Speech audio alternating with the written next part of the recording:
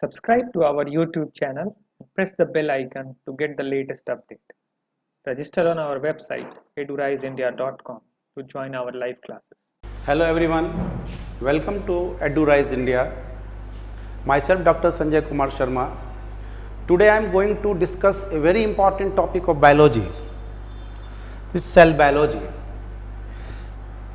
ये टॉपिक सिर्फ आपके बोर्ड और कॉम्पिटिटिव एग्जामिनेशंस के लिए ही इम्पॉर्टेंट नहीं है, बल्कि इसका कंसेप्ट की ज़रूरत आपको अदर टॉपिक्स में पड़ेगी।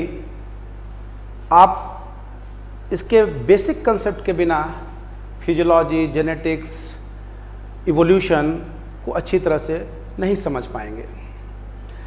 इसलिए आज मैं इस टॉपिक को डिस्कस करूंगा और हम लोग डिस्कस करेंगे सबसे पहले साइटोलॉजी और सेल बायोलॉजी टर्म्स के बारे में। क्या ये दोनों टर्म सिनोनिम्स हैं? यदि हैं तो सिनोनिम्स टू सम डिग्री हैं या पूरी तरह से ये सिनोनिमस वर्ड है। नेक्स्ट हम डिस्कस करेंगे सेल थ्योरी के बारे में, जो आप 9th क्लास में पढ़े हो। हम उसके हिडन कंसेप्ट के बारे में आपको जानकारी देंगे। नेक्स्ट हम डिस्कस करेंगे सेल स्ट्रक्चर और function and then cell cycle. So let us start with the two terms cytology and cell biology. Students, जैसा कि आप पढ़े हो या बहुत सारी बुक्स में ऐसा लिखा जाता है कि cytology is also known as cell biology, also called cell biology. तो दोनों के फील्ड में डिफरेंसेस क्या है? तो साइटोलॉजी जो टर्म है, इसमें भी स्टडी ऑफ सेल है और सेल बायोलॉजी भी स्टडी ऑफ सेल है। Actually cell biology is the upgraded version of the cytology. ये इसका अपग्रेडेड वर्जन है। इसका फील्ड बहुत बड़ा है और इसका फील्ड थोड़ा नैरो है। हम साइटोलॉजी को कहते हैं study of cell description of structure as viewed through the microscope. जो आप माइक्रोस्कोप में देखते हो और माइक्रोस्कोप में जो आपको दिख रहा है और वो लिख रहे हो, as viewed through the microscope. It means microscope is the primary tools in cytology, but in cell biology, study of cell from its all aspects. This cell biology related to, it is connected to genetics, it is connected to physiology, it is connected to biochemistry, it is connected to cytochemistry. तो हर aspects में, मतलब more detail study of the cell, हम लोग उसको cell biology में करते हैं, more detail study. और साइटोलॉजी में एक्चुअल में होता है कि आपको 3 या 4 पॉइंट्स ही आपको माइंड में रखना है कि साइटोलॉजी में your primary tools is the microscope, और साइटोलॉजी में आप जो माइक्रोस्कोप में देखते हो वही लिखते हो। और साइटोलॉजी में प्लांट सेल और एनिमल सेल की जनरली हम चर्चा करते हैं, लेकिन सेल बायोलॉजी में प्रोकैरियोटिक सेल और यूकैरियोटिक सेल्स को हम डील करते हैं, और this deals with the prokaryotic and eukaryotic cell. Cytological examination of the blood, जैसे आप ब्लड एग्जामिनेशन के लिए जाते हो, ब्लड टेस्ट करने जाते हो, that is cytological examination of the blood, या cytological examination of any body fluids, जैसे सेरेब्रोस्पाइनल फ्लूइड, यूरिन, जिसका भी बॉडी फ्लूइड का साइटोलॉजिकल एग्जामिनेशन करते हो। तो आप वहां पर क्यों गए हो?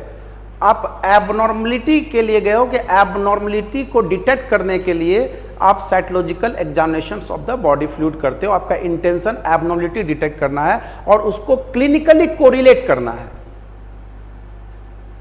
तो यहां पर साइटोलॉजी वर्ड जो है ये also has a clinical meaning, इसका क्लिनिकल मीनिंग है, क्लिनिकल मीनिंग भी इसका है, और समहाउ सम नेगेटिविटी भी है। एबनॉर्मलिटी को आप डिटेक्ट करने के लिए साइटोलॉजिकल एग्जामिनेशंस कर रहे हो। लेकिन cell biology gives emphasis on the normal cells, ये नॉर्मल सेल्स के बारे में इसका हम स्टडी नॉर्मल सेल्स के पर ज़्यादा जवाब देते हैं कि ये नॉर्मल सेल का स्टडी है। और सेल बायोलॉजिस्ट जो होते हैं they are the research scientist. Cytologist का मीनिंग लैब टेक्नीशियन है। अगर कोई रिसर्च स्कॉलर है उसको आप कहो कि विच डिग्री यू वांट, आप सेल बायोलॉजिस्ट कराना चाहोगे कि आप साइटोलॉजिस्ट कराना चाहोगे, तो वो सेल बायोलॉजिस्ट कराना चाहेगा, साइटोलॉजिस्ट कराना नहीं चाहेगा, क्योंकि उसके माइंड में कहीं ना कहीं सेट है cytologist means lab technician. So these are the basics for these two terms. और सेल बायोलॉजी में आपको ध्यान रखना है कि cell biology deals with prokaryotic and eukaryotic cells. It gives emphasis on the normal cells. आप normal cells का study करते हो। सेल बायोलॉजिस्ट एक रिसर्च साइंटिस्ट होता है, ठीक है, लेकिन साइटोलॉजिस्ट का एक क्लिनिकल मीनिंग भी है। इसलिए ये जो वाइडर एरिया, आप इसको ये भी कह सकते हो कि साइटोलॉजी का जो वाइडर एरिया है, अपग्रेड, जैसे आप ऐप को अपग्रेड करते हो, ठीक है, आपके पास जब कोई ऐप आप डाउनलोड किए हुए हो, अपग्रेड का ऑप्शन आता है, अपग्रेड करते हो, उसी तरह से साइटोलॉजी को अपग्रेड करके सेल बायोलॉजी में कन्वर्ट कर दिया गया है। और वाइडर एरिया, बहुत बड़ा एरिया हो गया है, इसीलिए इतना बड़ा एरिया हो गया है कि सेल बायोलॉजी का स्टडी करने के लिए हम लोग tools and techniques taken from the other branches of the science.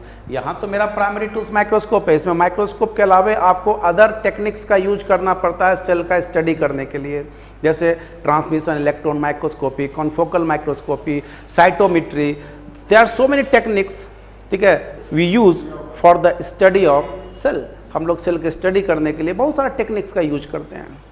तो ये दो टर्म था जिसमें जो हमने आपको क्लियर किया। इसकी बेसिक जानकारी जरूरी है, इसलिए हमने इसको क्लियर कर दिया। अब हम लोग नेक्स्ट जो है सेल थ्योरी या सेल डॉक्ट्रिन पर बात करते हैं। ये आप 9th क्लास में पढ़े हो कि cell theory gives the concept of cellular nature of the living things. All living organisms are made up of cells. ये सेलुलर नेचर के बारे में बता रहा है। Schleiden and Schwann together formulated this theory. इस थ्योरी को अब इसका पोस्टुलेट्स क्या है? पोस्टुलेट्स मीन्स ये जो है ये स्टेटमेंट है, ये स्टेटमेंट्स है जो आप एक्सेप्टेड, आपने एक्सेप्ट कर लिया है, एक्सेप्टेड टू बी ट्रू, ये एक्सेप्ट किया है कि ये सच है। और अगर हमको कोई थ्योरी है तो उसमें उसका बेस आधार के रूप में इसका यूज करेंगे। That is called postulates.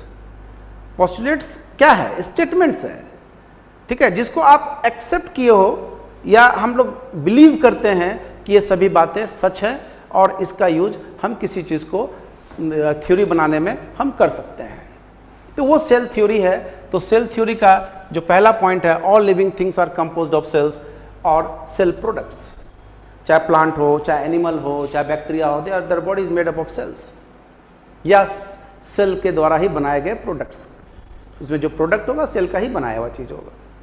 Second, आप जो कहते हो cell is the structural unit of life, cell is the functional unit of life, या cell is the structural and functional unit of all living organisms.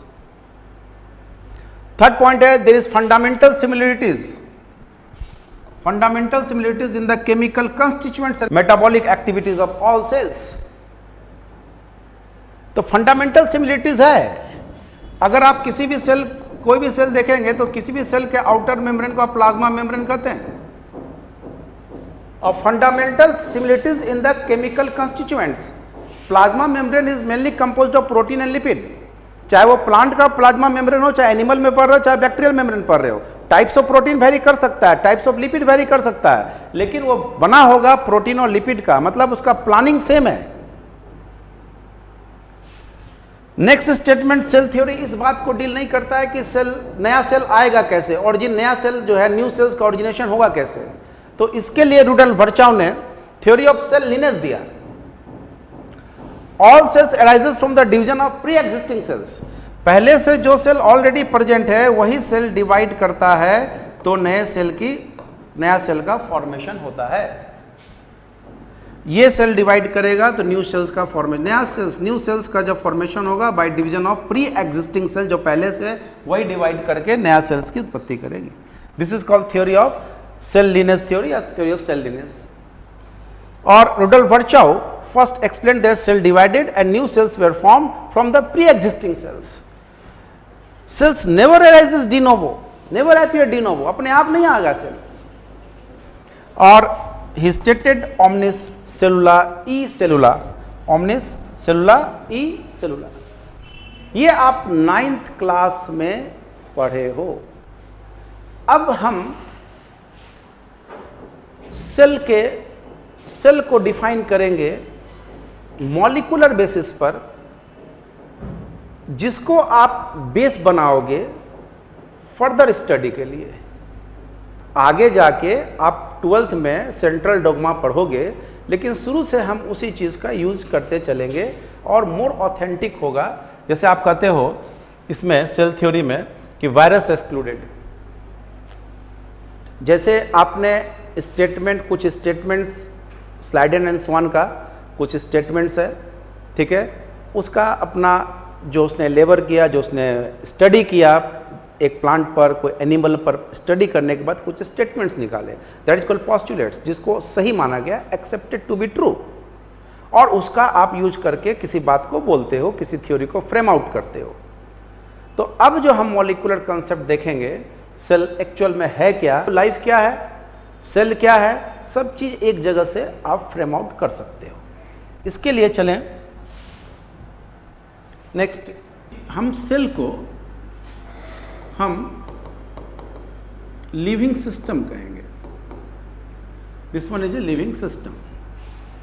और system हम उसको कहते हैं जिसमें सिस्टमेटिक वर्क हो रहा हो, सिस्टमेटिक फंक्शंस हो रहा हो, माने किसी के ऑर्डर से उसमें फंक्शन चल रहा हो, कोई इसको कंट्रोल कर रहा हो, दैट इज कॉल्ड सिस्टम। और इंडिविजुअल कंपोनेंट से सिस्टम नहीं बन सकता है। सिस्टम मतलब ही होता है कि group.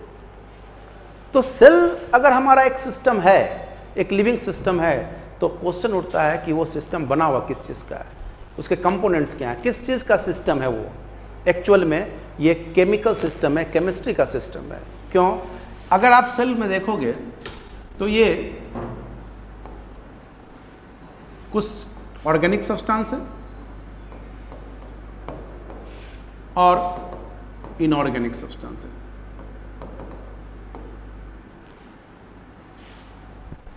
DNA, RNA, carbohydrate, protein, these are the organic. Water, sodium, potassium, calcium, magnesium, inorganic. तो यहां पर हमको एक चीज समझना है कि ये जो आप कहते हो, ये जो एक पॉइंट है रिलेशनशिप,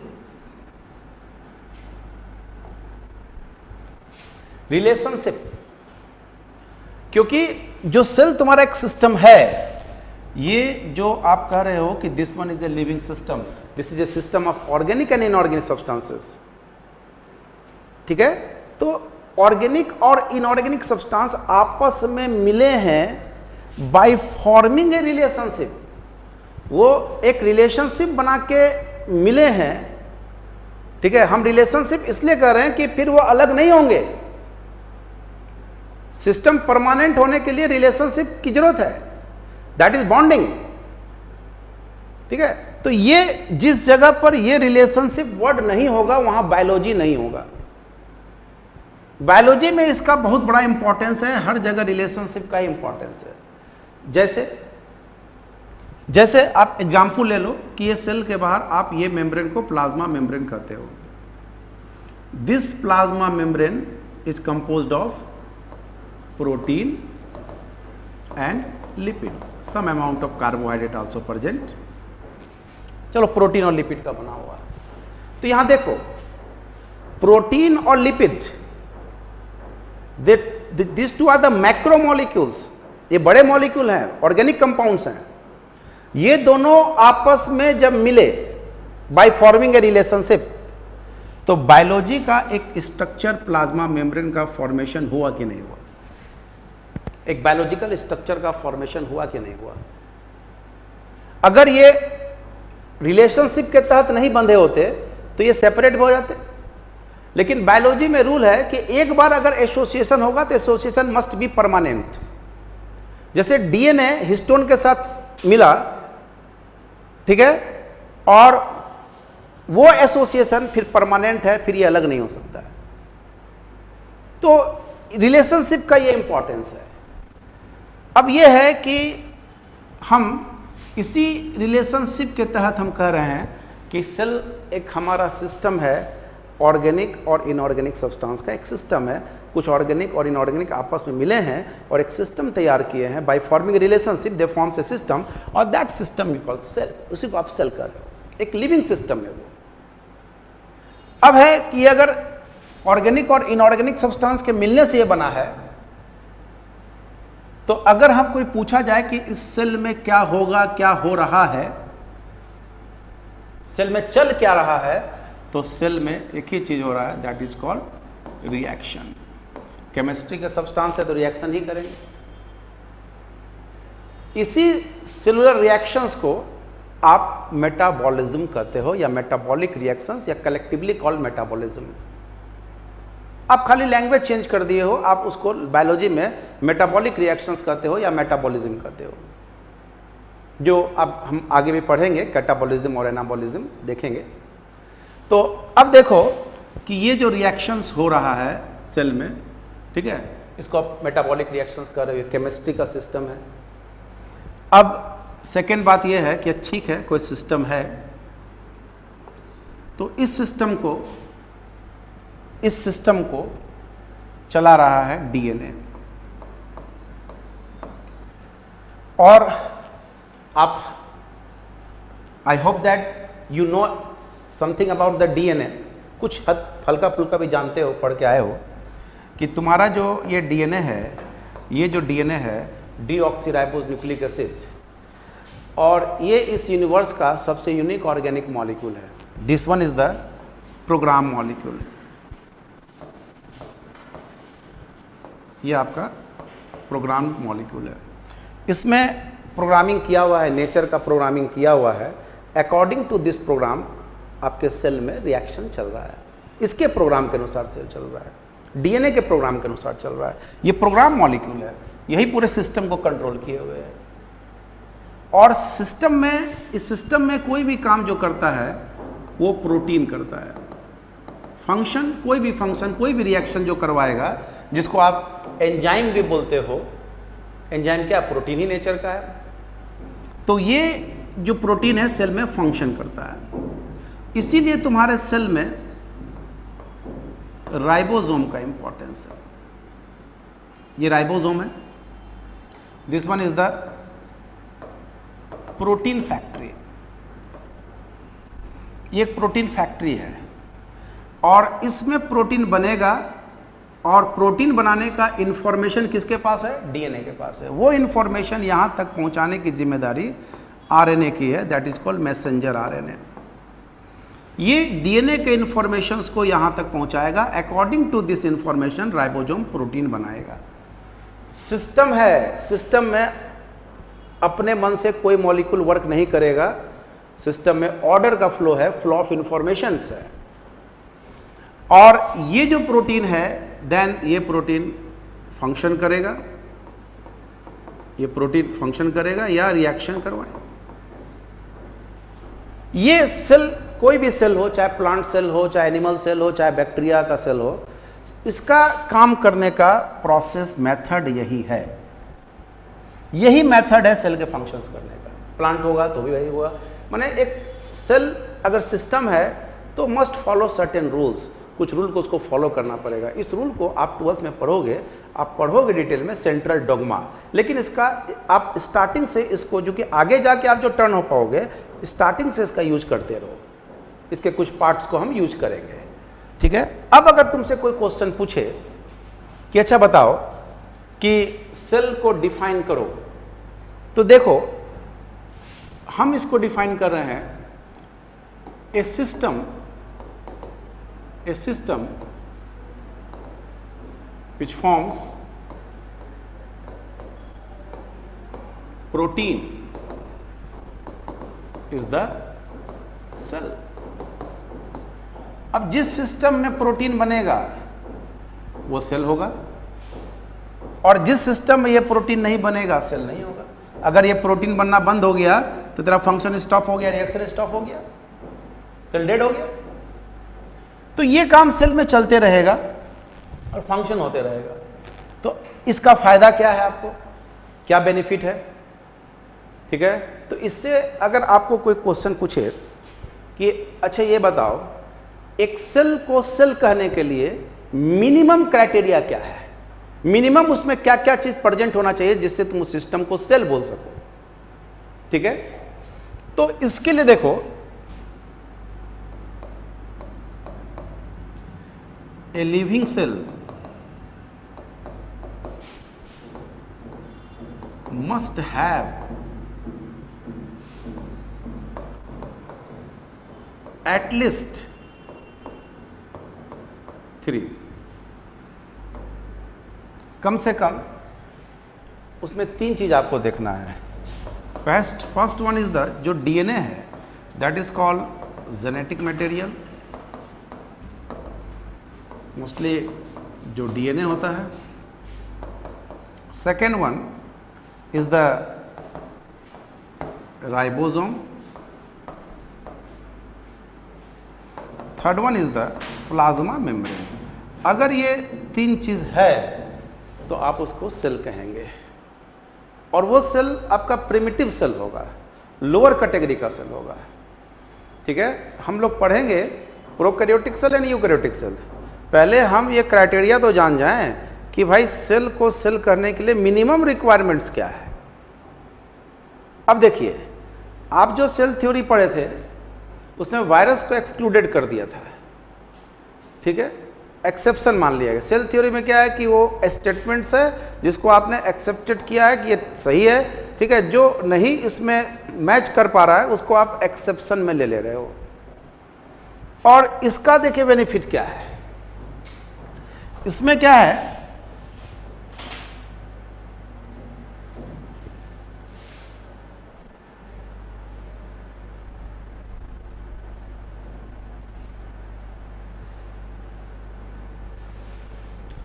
इसमें क्या देखो,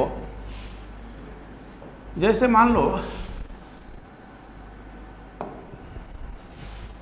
वायरस है, तो वायरस में प्रोटीन कवरिंग है, या तो डीएनए वायरस है या आरएनए वायरस है,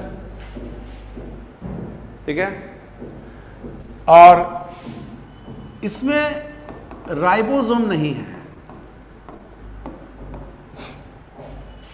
तो virus is unable to synthesize the protein.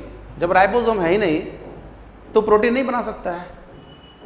तो हम पूछेंगे कि क्या वायरस सेल है, तो यहां पर तो सेल नहीं है। आप उसको कहते हैं वायरस का सेलुलर ऑर्गेनाइजेशंस नहीं है, तो क्या ऑर्गेनाइजेशंस आप मान ले हो सेलुलर ऑर्गेनाइजेशन। मिनिमम क्राइटेरिया आपने क्या फिक्स किया है, तो मिनिमम क्राइटेरिया हमने ये फिक्स किया है। इसी को आधार मान के आपको आगे बढ़ना है, क्योंकि जब भी आप कंसेप्ट में थोड़ा सा अपग्रेड होंगे तो आपके पास एक बेस होना चाहिए जिसके आधार पर आप सोच सकते हो।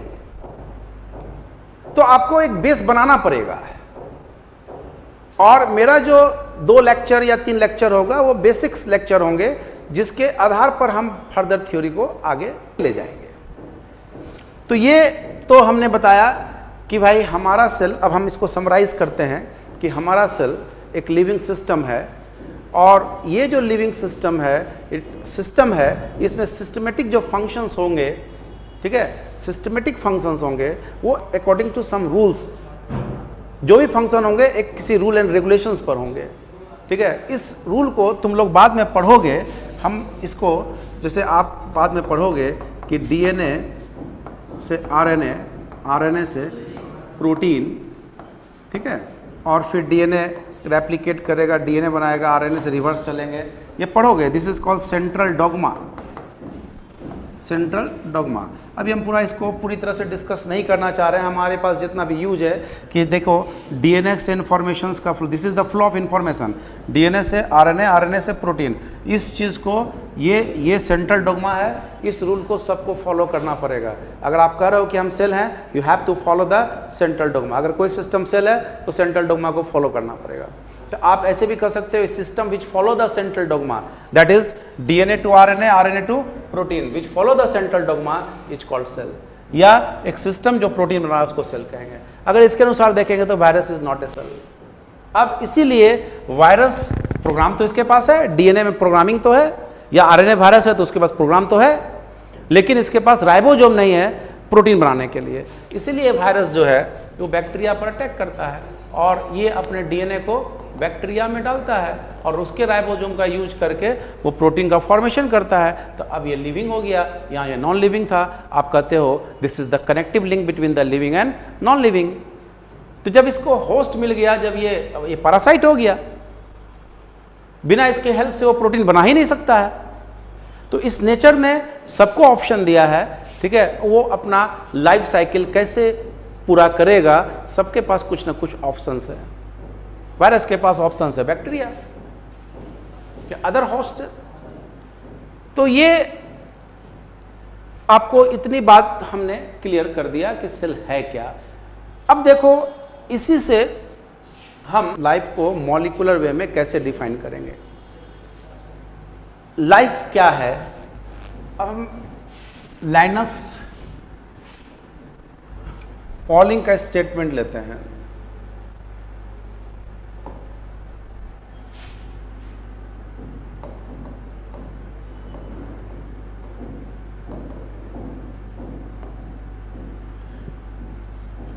To times Nobel prize winner है।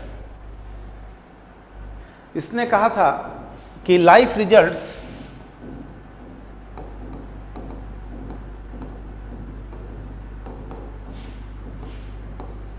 Due to relationship of the molecule, it is not the property of any one molecule। Life क्या है, आप मॉलिकुलर बेसिस पर लाइफ को कैसे डिफाइन करेंगे। तो लाइनस पॉलिंग जो कि 2 टाइम्स नोबेल प्राइज विनर है ना, इन्होंने लाइफ को डिफाइन किया था कि life result due to relationship of the molecule. हमने आपको स्टार्टिंग में बताया था कि बायोलॉजी में रिलेशनशिप का बहुत बड़ा इंपॉर्टेंस है। रिलेशनशिप आप मॉलिकुलर लेवल पर देखिए चाहे सेलुलर लेवल पर देखिए। आप सेलुलर लेवल पर रिलेशनशिप देखते हैं तो आप कहते हैं कि सेल का ग्रुप टिश्यू, टिश्यू से ऑर्गन, ऑर्गन से ऑर्गन सिस्टम, देन ऑर्गेनिज्म। तो आप एक रिलेशनशिप इस्टेब्लिश करते हो वहाँ और उसी आधार पर आप टर्म यूज करते हो। तो आप सेल के पहले भी, आप जब सेल का जो फॉर्मेशन हुआ, जब सेल पहला सेल जो इस अर्थ पर बना, तो वो भी फॉर्मेशन जो है वो रिलेशनशिप के कारण ही हुआ। ये भी रिलेशनशिप के कारण ही पहला सेल का फॉर्मेशन हुआ है। तो इसने कहा life result due to relationship of the molecules, it is not the property of any one molecule. देखिए आपको हमने कहा कि प्रोटीन और लिपिड आपस में एक रिलेशनशिप बना के एसोसिएट हुए तो ये प्लाज्मा मेम्ब्रेन बना। आप कहते हो कि राइबोसोम, ये राइबोसोम है, तो ribosome is composed of ribosomal RNA और प्लस प्रोटीन। तो अब देखो राइबोसोमल आरएनए और प्रोटीन आपस में मिले बाय फॉर्मिंग रिलेशनशिप, तो बायोलॉजी का एक स्ट्रक्चर तैयार हुआ, दैट इज राइबोसोम। और एक चीज और है कि हम कहते हैं life is organic, life organic है, ठीक है, क्योंकि आप कहे हो सेल एक सिस्टम है, एक लिविंग सिस्टम है, ऑर्गेनिक और इनऑर्गेनिक सब्सटेंसेस का, ठीक, का सिस्टम है ये। ठीक है, ऑर्गेनिक और इनऑर्गेनिक सब्सटेंस आपस में मिले हैं तब जाके एक सिस्टम तैयार हुआ, दैट इज कॉल्ड सेल। तो उस सिस्टम में देखिए, इस केमिकल सिस्टम में फंक्शन कौन कर रहा है? DNA, RNA, protein. DNA organic compound, RNA organic है, प्रोटीन ऑर्गेनिक है, तो फंक्शंस करने वाले सब तो ऑर्गेनिक है। और इनऑर्गेनिक, जो इनऑर्गेनिक है जैसे वाटर है, सोडियम है, पोटासियम है, जो आयंस वगैरह हैं, वो क्या कर रहे हैं? उसको सपोर्ट कर रहे हैं, लाइफ को उसको सपोर्ट कर रहे हैं। लेकिन फंक्शंस कौन कर रहा है? ऑर्गेनिक। इसलिए life is organic. Central dogma में सब ऑर्गेनिक है, DNA, RNA, protein, this all are organic, इसलिए लाइफ इज ऑर्गेनिक। तो लाइनस पॉलिंग का ये स्टेटमेंट हुआ, life results due to relationship of the molecules, it is not the property of any one molecule. Single molecule से life नहीं हो सकता है। यदि आपको प्रोटीन का स्टडी करना है, सिंगल प्रोटीन का स्टडी करना है, तो आप जाइए केमिस्ट्री में। अगर सिंगल लिपिड का स्टडी करना है, इंडिविजुअल लिपिड का, तो आप जाइए केमिस्ट्री में। इसलिए केमिस्ट्री के आपके लास्ट चैप्टर में बायोमोलिक्यूल चैप्टर, जिसमें carbohydrate, protein, fat, lipid, enzymes के बारे में आपको पढ़ना है। बायोलॉजी में आप सिस्टम का स्टडी करेंगे, सिस्टम बना के स्टडी करेंगे, एक सिस्टम के तहत कोई बात करेंगे। इस सिस्टम को भी किसी रूल को फॉलो करना होगा, उस रूल पर हम जोड़ देंगे, उस रूल को समझेंगे जिस पर वो सिस्टम काम कर रहा है। तो हमारा जो एनसीईआरटी है वो हम इजीली उसको लॉन्ग टर्म मेमोरी में रख सकते हैं बाय यूजिंग द लॉज। आप अगर किसी लॉ का यूज करके किसी सिस्टम का एक रूल को जानते होंगे तो उसके स्टेटमेंट को आप समझेंगे। एनसीईआरटी रीडर नहीं बन रहा है, एनसीईआरटी का जो स्टेटमेंट्स है उसको आपको समझना है कि ये पॉइंट जो लिखा है किस ग्राउंड पर लिखा गया है, ठीक है। तब आप में कॉन्फिडेंस बिल्डअप होगा, आपकी स्पीड बढ़ेगी, आपकी एक्यूरेसी बढ़ेगी, आपकी इफिशियंसी बढ़ेगी। और 1 से 2 लेक्चर में आप इस चीज़ को, मैं आपको 1 या 2 लेक्चर, वीडियो लेक्चर्स के बाद आप खुद महसूस करोगे कि बायोलॉजी में हम सोच के या एक सर्टेन रूल्स के आधार पर कैसे हम इसका एप्लीकेशन करेंगे रूल को। अब देखो लाइफ क्या है, इसके आधार पर आप लाइफ को भी डील कर सकते हो। हमने कहा था कि सेल में क्या चल रहा है, सेल में क्या हो रहा है। तो सेल एक हमने कहा था केमिकल सिस्टम है, केमिस्ट्री का सिस्टम है। तो आपने कहा था कि सेल में रिएक्शन हो रहा है, रिएक्शंस हो रहे हैं सेल के अंदर। केमिकल सिस्टम है, केमिस्ट्री का सिस्टम, तो रिएक्शन करेंगे, ठीक है। तो इसी केमिकल रिएक्शंस के कारण ना लाइफ है। तो लाइफ क्या है? Life is a chemical reactions. This is the chemical reaction, this is the life. Thousands of different types of chemical reactions taking place inside the cell, these in an organized manner. ये ध्यान रखना कि ये जो chemical reactions हो रहा है ये chemistry के reaction से different इसलिए है कि ये organized manner में हो रहा है, किसी के order से हो रहा है, बिना order के reactions नहीं हो रहा है, ठीक है। इसलिए organized manner बोलना जरूरी है। Thousands of different types of chemical reaction taking place inside the cell in an organized manner, these are called metabolic reactions and collectively called metabolism. इसी को मेटाबॉलिज्म आप कहते हो, ठीक है। यही केमिकल रिएक्शन जो हुआ, यही मेटाबॉलिक रिएक्शंस हुआ, इसी को आप मेटाबॉलिज्म, कलेक्टिवली मेटाबॉलिज्म कहते हो, जिसमें आप कैटाबॉलिज्म और एनाबॉलिज्म, जो बात का मेरा टॉपिक होगा। तो ये स्टूडेंट्स, ये हमने आपको सेल का कंसेप्ट दिया और लाइफ को डिफाइन किया कि लाइफ है क्या और आप उसको कैसे डिफाइन करोगे, ठीक है। और लाइनस पॉलिंग के स्टेटमेंट में life result due to relationship of the molecule, ये हमने बता दिया। नेक्स्ट वीडियो लेक्चर में हम अब प्रिमिटिव सेल और एडवांस सेल्स का क्राइटेरिया पढ़ेंगे। आपसे क्वेश्चन आपको बता यूकैरियोटिक सेल किसको कहते हैं, तो आप कहते हैं eukaryotic cells have the mitochondria, Golgi body, endoplasmic nucleus, well organised nucleus, बोलते निकल जाते हो। लेकिन उसका बेसिस क्या, किस आधार पर आप कहते हो कि एडवांस सेल है और ये प्रिमिटिव सेल है, लोअर कैटेगरी का सेल है, इसका क्राइटेरिया हम सरफेस एरिया और वॉल्यूम से इसको हम डिसाइड करेंगे।